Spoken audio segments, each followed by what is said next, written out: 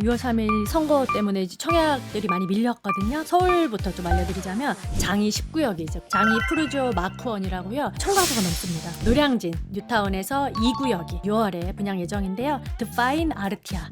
요거 171가구 분양을 해요. 장이 19역 옆에 월계주공 S클래스라고 있어요. 여기도 일반 분양은 135가구로 좀 적습니다. 네. 신길 19역도 분양을 앞두고 있어요. 서밋 클라비온인데요. 여기도 일반 분양이 176가구로 적습니다. 이게 6월 분양 예정이고요. 6월이에요? 네. 네. 올해 뭐 강남권이라면은 아기 다리고 고기 다리는 반대급 네. 사람들이 많이 기다리잖아요. 여기도 분양을 앞두고 있고요. 그다음에 노량진도 5구역도 올 가을쯤에 나올 거고요. 금호 16구역도 있고 신림 2구역도 나올 거고요. 서울은 앞으로 나올 곳들이 꽤 있습니다.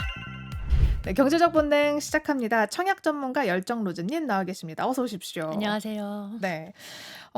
입주자 모집 공고 어떻게 보는 거냐 이런 질문들 굉장히 많은데 저도 이렇게 딱 한번 열어보잖아요. 네.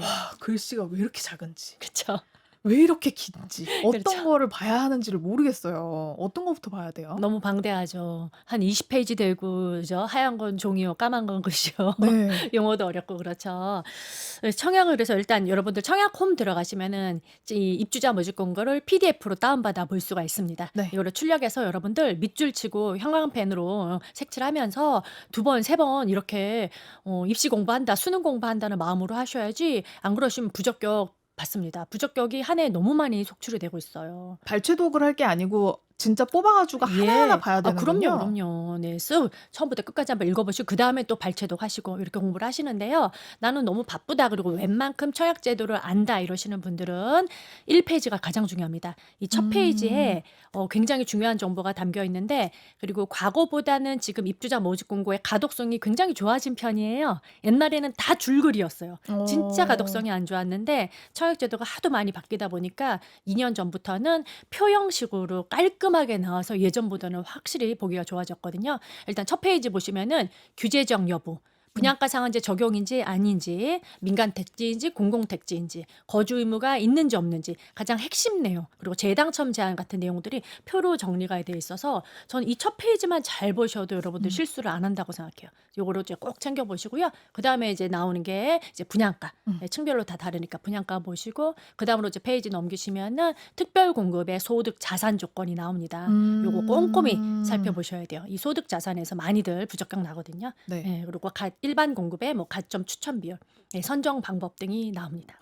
가점 이 자산 조건에서 만약에 부적격이 나올 경우에 네. 이것도 페널티가 좀 있죠. 부적격이죠. 부적격 맞으면 청약통장이 1년간 수도권 기준으로 1년간 정지, 청약을 못 넣습니다. 이거 그냥 넣을 게 아니네요. 그럼요. 왜냐면 네. 1년에 지금 분양가 올라가는 속도가 엄청 빠른데 내가 그만큼 1년에 기회비용을 날리는 셈이죠. 그래서 열심히 공부하셔야 됩니다. 여러분 이거 출력해서 봐야 된다고 합니다. 출력해서 봐야 저 됩니다. 굉장히 건방지게 늘 그냥 PDF 파일 네. 컴퓨터에서 그냥 켜놓고 네. 대충 그 일정만 막 봤었거든요. 보기라도 하셨어요. 잘하셨어요. 네. 안 보는 사람도 많아요. 근데 이제 첫 페이지를 꼼꼼하게 보시고 분양가도 봐야 되고 그 특별 공급의 자산 조건이 어떻게 되는지도 네, 꼭 소득. 챙겨야 한다. 네. 소득도 챙겨야 되는. 안 그러면 1년 동안 서울에서 청약을 못 할 수 네, 있다. 부적격 맞으시면. 네. 근데 이 민간 청약 당첨이 현실적으로 어렵거나 자금이 부족한 신혼부부들은 요즘에 다른 방법들도 좀 있다고 하던데 네. 서울 같은 경우는 이제 SH에서 진행하는 장기 전세 주택이나 신혼부부 매입 임대 이쪽으로 눈을 돌리시는 분들도 있더라고요. 근데 여기는 약간 일반 아파트 청약이랑은 좀 다르죠? 네, 다르죠. 근데 저는 개인적으로는 임대는 그리 추천을 드리지 않고요. 어쨌든 여러분들이 자본주의에 살고 있고 자산을 늘리는 이제 것에 관심이 있으시다면은 여러분들의 자금에 맞는 돈으로 내 집 마련을 좀 해보셨으면 좋겠고요. 그리고 이게 나중에 분양 전환이 되는 상품인지 아니면 그냥 임대로만 계속 나는 거주하다가 나와야 되는지를 제대로 꼼꼼히 여러분들이 살펴보시고 하셨으면 좋겠어요. 왜냐하면 최근에 이제 서울의 강동구에서 네. 이 장기 전세 주택이 이 만기를 앞두고 이 입주민들이 뭐 임대 연장이나 분양 전환을 요구하면서 지금 좀 사회적으로 이슈가 되고 있잖아요. 맞아요. 네. 그래서 거기는 이제 분양 전환이 안 되는 거였거든요. 근데 이제 와서 이제 분양 전환을 요구를 해서 이런 이슈가 되는 것 같아요. 그래서 저는 이제 쭉 임대로만 거주를 할 수밖에 없는 상품은 좀 제대로 알아보시고 넣으셔라. 이 말씀 드리고 만약에 싶어요. 뭐 장기 임대를 가시는 분들 중에서 거기에 사는 20년 동안 혹은 그 이하의 시간 동안 돈을 정말 열심히 모아가지고 내 집 마련하는데 성공하실 분들이야 들어가셔도 네. 된다. 목적을 가지고 들어가셔야죠. 네. 근데 그게 아니라 20년 후에 나 여기 20년 살았으니까 이 집 주세요. 이건 절대 안 안 된다. 되는 거죠. 분양 네. 전환을 목표로 한 임대였으면은 안 주는 거잖아요. 장기 전세는. 네. 네. 그쵸. 그러니까 이건 좀 조심을 하시는 게 좋다. 네, 가능은 네. 하시지만 네. 그런 방법으로 쓰시는 건 좋다. 네. 네. 나의 주거 사다리로 쓰시는 방법은 네. 좋은데 웬만하면 내가 지금 가용 뭐 자금 안에서 자금 안에서 집을 사시는 것이 그걸 저는 훨씬 추천드리죠. 낫다고 보신다. 네. 그 최근에 이제 미리 말씀하신 것처럼 토지 임대부 주택이나 네. 이거는 사는 거잖아요. 그죠? 네. 나중에 이게 건물. 분양 전환되면은 그런 것도 괜찮다고 보는데 네. 예, 분양 전환을 하지 않는 조건인지 이걸 꼼꼼히 따져보시라는 거죠. 그러니까 요즘에 좀 좋은 지역에서도 토지 임대부 주택 이런 것들이 나오더라고요. 저 마곡이나 네, 이런 네. 데. 근데 그런 데는 괜찮은가요? 저는 개인적으로는 토지 임대부도 그닥 추천드리지 않지만 이거는 저희 개인적인 또 성향도 있기 때문에 여러분들이 판단해 보시면 좋을 것 같아요. 네. 알겠습니다. 일단은 자가를 가지고 가는 네. 걸로. 네. 저는 100% 건물과 땅을 여러분들이 소유할 수 있는 부동산을 가지시는 거를 추천을 드립니다. 네, 알겠습니다.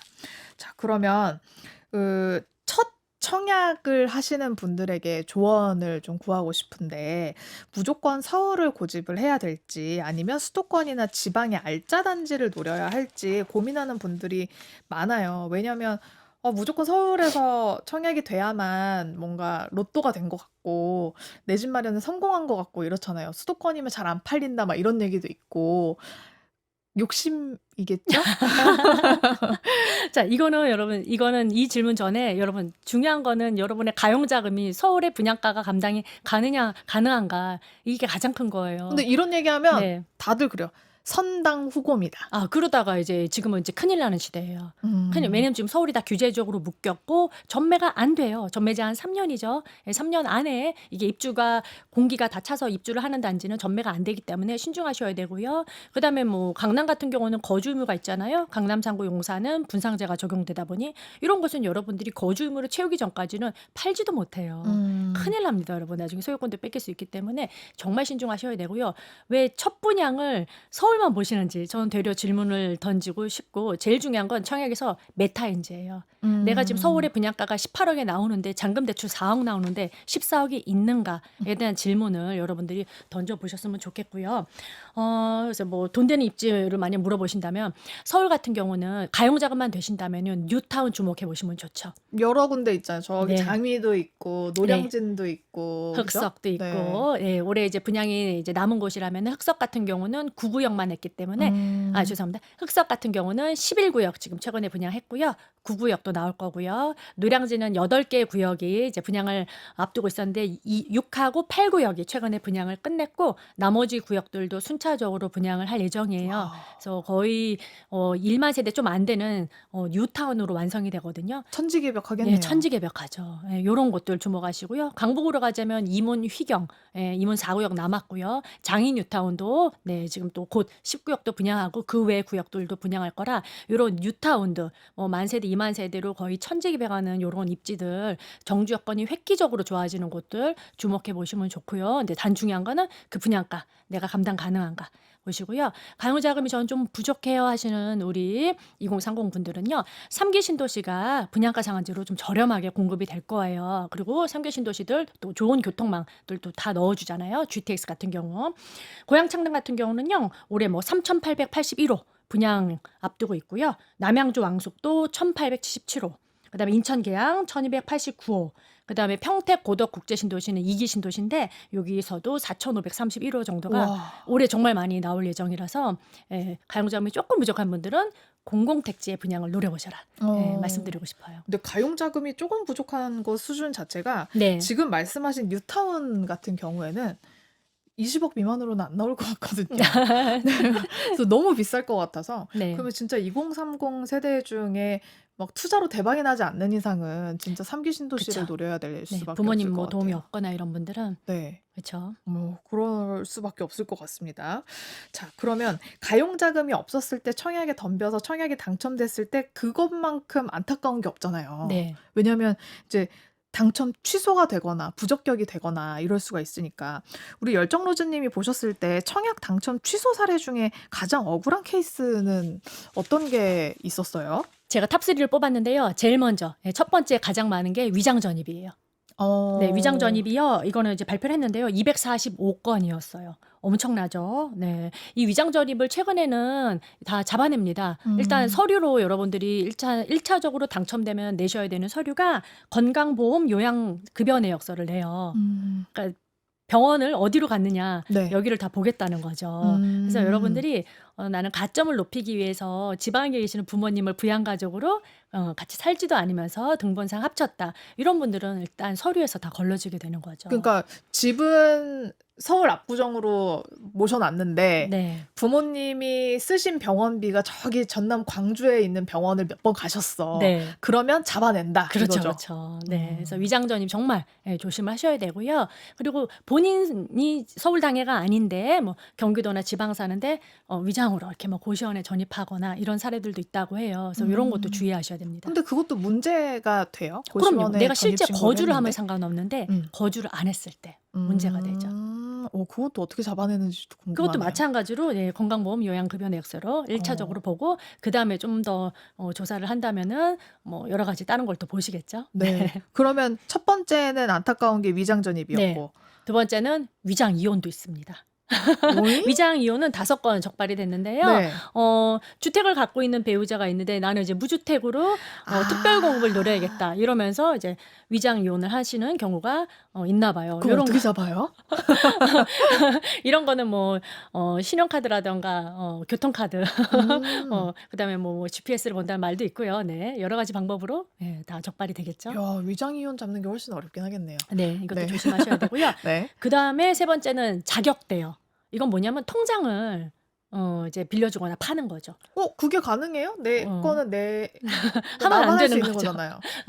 본인 명의로 하지만 이제 자금은 다른 곳에서 지원을 받아서 나중에 뭐 전매가 풀렸을 때 뭐 하시면 안 되는 주기로 거. 하는 네, 그런 네. 경우. 네. 자격 대여, 뭐 불법 전매 요런 게 적발 사례 세 번째 있었습니다. 네. 이런 경우에는 청약 당첨 취소만 되나요? 아니면 뭐 다른 아닙니다. 페널티도 있어요? 네. 10년간 청약을 못 하게 돼요.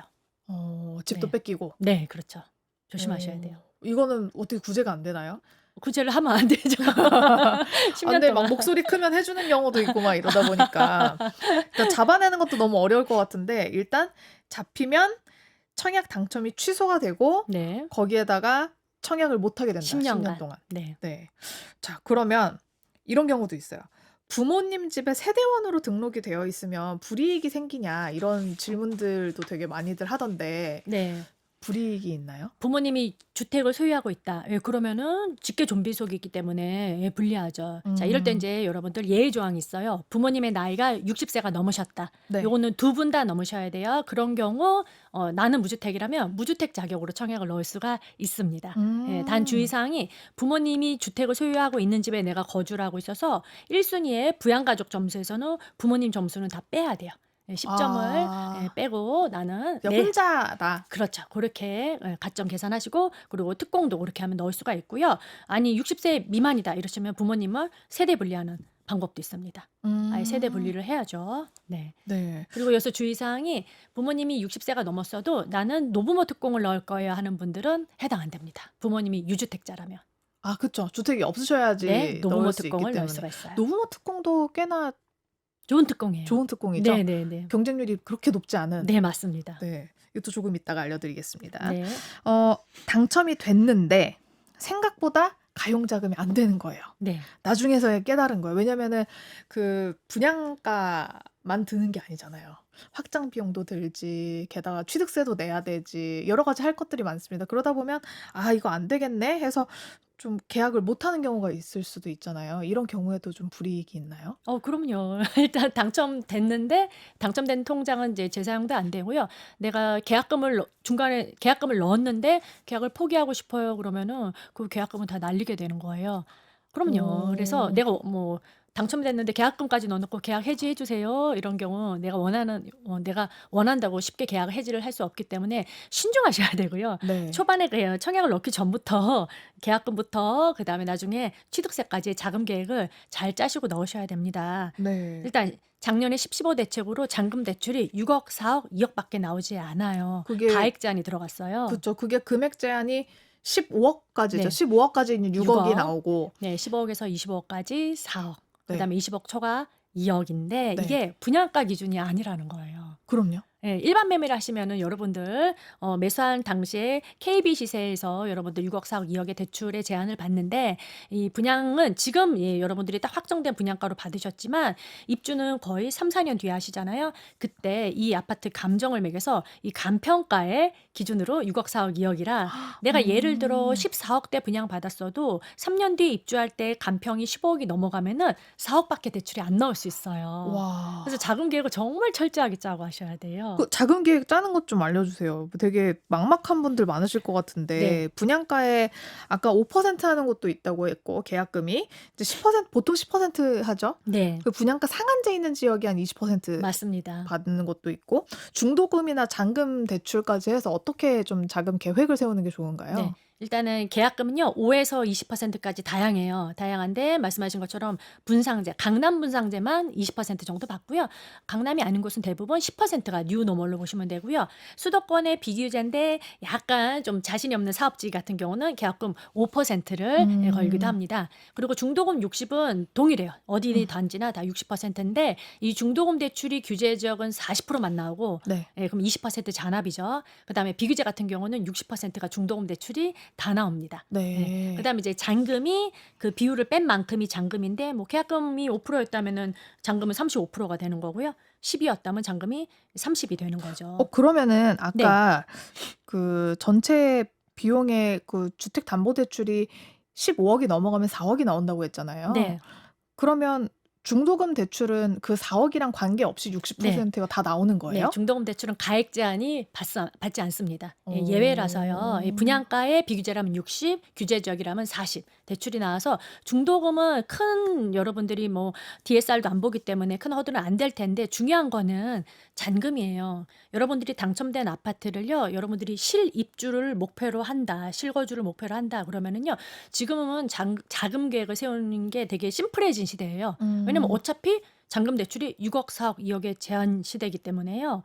지금 비강남권에 18억 보통 분양이 나오잖아요. 네. 잔금 대출 4억 나온다고 보시면 되고, 그러면 나는 입주 전까지 14억을 조달을 해야지 입주를 할 수가 있습니다. 일단 만약에 나는 중간에 전매가 가능한 분양권이라면 계약금만 있어도 상관이 없어요. 근데 서울은 전매가 안 돼요. 네. 3년이잖아요. 물론 3년이란 뜻은 또 공사기간이 요즘 좀 길어져서 공사기간이 4년이다. 그러면 전매 제한이 3년이 지나면 입주까지 그 1년이란 시간이 비죠. 요때는 전매가 또 가능도 합니다만은 근데 서울 같은 경우는 짓다가 분양하는 사례도 많아서요. 사실상 전매가 가능한 게 거의 없을 거예요. 이 전매 제한 3년 시대를 맞아가지고. 그래서 여러분들이 중간에 팔 수 있는 분양권인지 못 파는 분양권인지를 정확하게 판단을 하시고 그리고 규제 지역이라면 서울이라면 40% 나오니까 20% 잔압할 돈이 필요하고 계약금 필요한 거고요.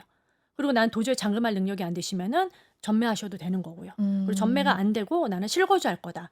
무조건 난 실거주 목표다. 그러면 6억, 4억, 2억 뺀 나머지 금액이 조달이 가능한지를 보고하셔야 되고요. 네. 그래서 자금이 없을수록 우리 미혼들은 수도권의 비규제 같은 경우는 전매 제한이 6개월, 뭐 1년이거든요. 이런 경우는 예를 들어 계약금 5% 넣고 중도금 대출 60%다 나오니까 받고 잔압이 없으니까요. 그리고 가지고 있다가 잔금할 여력이 되시면 잔금을 하시고 입주하시면 되고 안 되시면은 전매가 가능하니까 엑싯도 가능한 거죠. 근데 그런 경우도 있잖아요. 다 지어지고 나서 전세를 주겠다.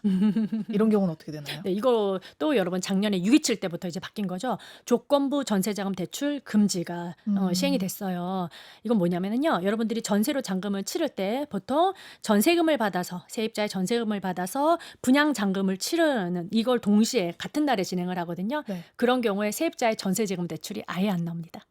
오. 그러면 올 현금 세입자를 구해야 되죠. 네. 근데 올 현금 세입자를 만약에 여러분들이 한 10억 정도 받아서 올 현금 세입자를 받아서 넣겠다. 이게 안 구해지면 어떨 건가요? 와. 예. 쉽지가 않죠. 세입자도 그러면 10억이나 되는 전세금을 대출을 안 받고 들어올 세입자가 뭐 있을 수는 있겠지만 네. 많지 않겠죠. 만약에 그렇게 해서 네. 못했어요. 어떻게 네. 돼요? 못했으면은 여러분들은 잔금을 못 치르고 예 소유권 이전 등기를 못 하게 되는 거죠. 그리고 여기서 중요한 게 그렇게 전세로 잔금을 치렀다고 한들 나중에 세입자 내보내고 여러분들이 실입주를 하셔야 될 때 네. 실입주를 하셔야 되는 이유는 서울에 분양을 받으셨다면 서울은 규제 지역이죠. 지금 3중 규제 맡고 있죠. 토호제, 그다음에 투기과열지구, 조성 대상 지역. 이런 규제 지역은 2년 실거주를 해야지 여러분들이 비과세를 받을 수 있어요. 나중에 나는 세금을 좀 비과세 혜택을 받고 싶어서 내가 실입주 할래 할 때 세입자의 퇴거 대출이 1억밖에 나오지 않습니다. 와.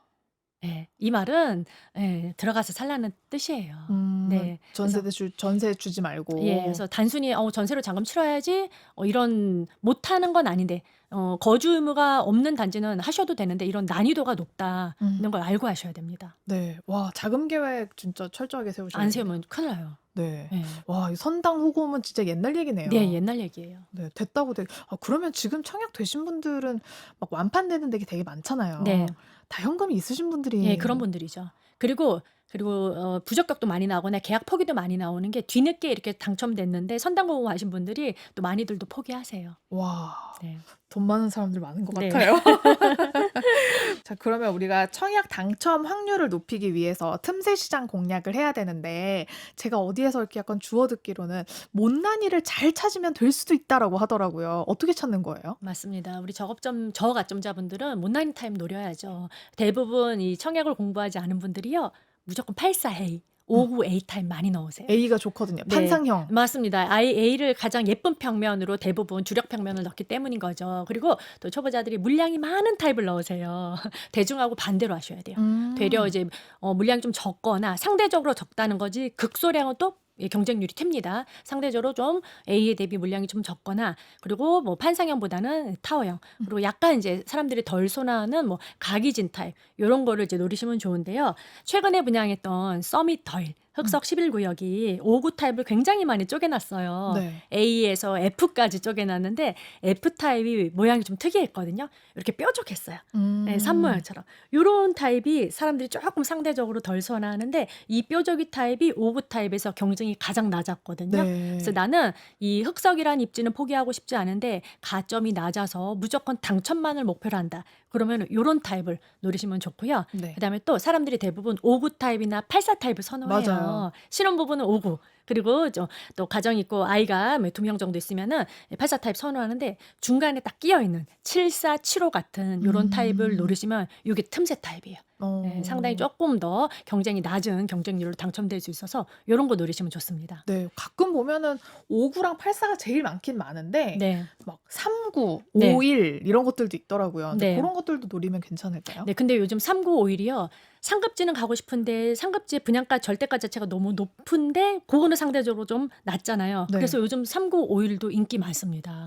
그래요? 네, 흑석도 3951도 꽤 통장이 들어왔어요. 그래서 무조건 그게 경쟁이 낮다라고 볼 수는 없고요. 거기에 사람들이 덜 선호하는 타입인가, 수량 이런 것까지 다 꼼꼼히 따져보셔야 돼요. 근데 그런 거 살 때 다들 걱정하는 게 나중에 되팔기 어렵지 않아요? 라고 물어보시는 분들 많잖아요. 근데 입지가 좋으면 소형들도 다 팔리고요. 네. 그리고 시세 대비 또 소형인데도 2배 오른 것이 있죠. 대표적으로 올림픽 파크 포령 같은 경우 분양가 대비 지금 2배가 넘거든요. 그래서 요즘은요 입지를 높이고 사이즈는 줄이더라도 이렇게 가용자금이 많지 않은 이런 2030들이 이런 소형들도 보기 때문에 39, 51, 45도 입지만 좋다면 저는 괜찮다라고 봅니다. 네. 그러면 아까 왜 구멍나는 특공들 좀 있다고 했었잖아요. 네. 기관 추천? 네네네. 예, 이것들도 좀 알려주세요. 어떻게 네. 하면 지원할 수 있는지. 특별 공급의 그 경쟁률을 쭉 청약홈 가서 보시면은요, 유독 여러분 구멍이 있는 곳이 있어요. 그게 바로 기관 특공이에요. 네. 예, 기관 특공이라 하면은 뭐 중소기업 특공, 그 다음에 장애인 특공, 요런 특공, 군 특공, 요런 건데요. 요런 특공은 해당 기관에서 당첨자를 선정을 하거든요. 추천을 받아가지고 추천자를 선정을 하는데, 요게 미달이 꽤 납니다. 인서울에서도. 그래서 여러분들이 여기에 해당이 되신다면은 도전해 보시면 당첨 확률이 높아지고요. 그리고 상대적으로 노부모 특공도 요즘에는 찐 부모님을 이제 3년 이상씩 모시고 사는 이런 가정들이 많이 없잖아요. 예, 그래서 노부모 특공도 여러분들이 진짜 3년 이상 모셨다면은 1순위 가점 커트라인보다 훨씬 낫거든요. 예, 노려보시면 좋을 것 같아요. 중소기업 다니시는 분들은 이거 진짜 누려보면 좋을 것 같아요. 네. 저도 항상 저 관심이 많아 가지고 항상 청약 그 시장을 보는데 항상 거기 아무도 지원을 안 했더라고요. 맞아요. 그래서 구멍뚜껑이에요. 네. 그 중소기업 다니면 여기 무조건 가면 좋겠다. 그런 네. 거는 이제 뭐 여러 군데 우리 회사가 중소기업인지 알아보는 방법들도 있고 네. 그런 것들로 해서 지원을 먼저 하면 좋을 것 같고 이게 이제 그냥 청약을 하는 거랑은 약간 한 번에 더 그 절차가 좀 있는 거죠? 네. 이건 중기청에서 접수를 받거든요. 그래서 네. 중기청 사이트 여러분 들어가셔서 공고가 미리 올라와요. 정식 입주자 모집 공고 전에. 그래서 여러분들이 이 자격 조건 꼼꼼히 보시고 서류 넣으셔서요. 딱 넣으셔서 여러분들이 당 추천받았다 문자 오면은 청약하는 날 특별 공고 접수하는 날 넣으시면 되고요. 그리고 요게 좋은 게 요거 넣고 만약에 추천 못 받으시면 내가 또 해당되는 생애 최초 특별 공급으로 또 넣으셔도 돼요. 네. 그래요? 이 종류가 달라서 그래요. 이 기관 추천 넣어서 네. 안 되시면은 추천 문자를 못 받으시면은 여러분이 해당되는 신특 혹은 다자녀, 생초로 또 넣으셔도 되고요. 예, 그리고 또 1순위도 또 넣어도 되니까 기관 특공에 해당되시는 분들은요. 여러 번의 청약의 기회가 있는 거예요. 네. 그것도 진짜 꿀팁이네요. 네. 노부모 특공도 되게 좋다고 네, 들었는데 맞습니다. 일단 이것도 그 무주택 부모님 네. 이 3년 3년 이상. 이상 나랑 같이 산 사람들만 네. 가능하다. 65세 네, 부모님 65세 나이. 이상이어야 된다. 네. 앞으로 2026년부터 막 30년까지 워낙 부동산 공급이 없다 그러잖아요. 네. 근데 우리는 그 안에서도 기회를 찾아야 됩니다. 앞으로 나올 좀 좋은 청약 일정들 있으면 소개 좀 해주시죠. 네. 6월 3일 선거 때문에 이제 청약들이 많이 밀렸거든요. 네. 이게 이제 끝나서 많이 분양이 이제 나올 건데요. 서울부터 좀 알려드리자면 장이 10구역이 이제 곧 분양을 앞두고 있습니다. 장이 푸르지오 마크원이라고요. 여기가 일반 분양이 꽤 많은데요. 이 1000가구가 넘습니다. 네, 1032가구고요. 예, 장이 10구역 여기 노려보시면 좋을 것 같고요. 그다음에 이제 노량진 뉴타운에서 2구역이 6월에 분양 예정인데요. 드파인 아르티아 요거 171가구 분양을 해요. 여기 네. 좀 적네요. 네, 물량이 좀 적어요. 그다음에 장위 19역 옆에 월계주공 S클래스라고 있어요. 서울은 아이파크 옆인데요. 여기서도 이제 분양을 앞두고 있는데 여기도 일반 분양은 135가구로 좀 적습니다. 네. 네. 그리고 신길 10구역도 분양을 앞두고 있어요. 서밋 클라비온인데요.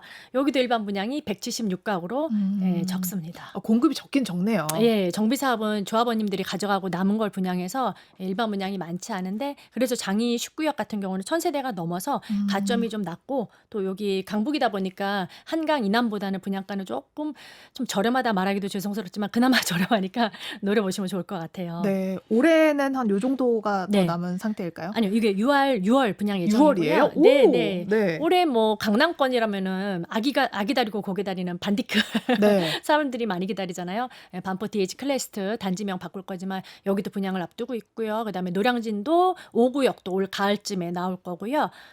그다음에 뭐 금호 16구역도 있고 올해만 보자면 서울도 조금 남아 있는 단지들이 있고요. 신림 2구역도 나올 거고요. 예, 서울은 앞으로 나올 곳들이 꽤 있습니다. 그 반포 같은 네. 경우에는 가점 낮으신 분들도 덤빌 만한 일단 것들이 일반 분양이 많아가지고 많이들 기다리시고요. 네. 특히 여기는 69점 분들이 다 여기 많이 대기하고 계세요. 근데 당연 중요한 변수는 민간 분양에도 채권 입찰제를 도입할 거다라는 얘기가 나와서 그 도입 전에 분양을 할지 그 이후에 할지가 큰 이제 변수가 될 것 같아요. 그래요. 그럼에도 불구하고 경쟁력은 굉장히 네, 높지 않을까 그렇죠. 생각이 듭니다. 가용 자금이 좀 적으신 분들은 3기 신도시 보시면 좋은데 3기 신도시 고양 창릉 같은 경우도요. S2에서 S3, 4까지 3,387가구 나올 거고요. 와, 근데 많다. 근데 이제 이게 예전에 사전 청약했던 거라 본 청약을 받기 때문에 네. 본 청약은 이분들이 사전 청약을 얼마나 다시 신청하느냐에 따라서 물량이 그만큼 다 나오지는 않을 수 있고요. 네. 평택 고덕국제시 여기도요. 분양이 꽤 됩니다. 뭐 헬스테이트 고덕 엘리트 같은 경우는 2,000세대가 넘게 나오고요. 고덕 국제신도시 수자인 하우스디도 뭐 400가구 좀 넘게 나오고요. 네. 그다음에 서남권이 직장인 분들은 인천 검단 보시면 좋은데 검단이 이제 6월에 나올 예정이에요. 네. 더샵 검단 레이크 파크가 여기도 2,857가구로 와. 많은 단지가 분양이 나올 예정입니다. 서울 수도권에 아까 공급이 없다고 그랬는데 이렇게 또 들으면 많은 것 같기도 하고. 네. 여기를 이제 무주택자분들 열심히 노리셔야죠. 그러게요. 빨리 사야 되지 않을까. 네, 그런 생각이 듭니다. 네, 청약의 모든 것에 대해서 우리 청약 전문가 열정 로즈님과 같이 이야기 나눠봤습니다. 오늘 말씀 고맙습니다. 감사합니다.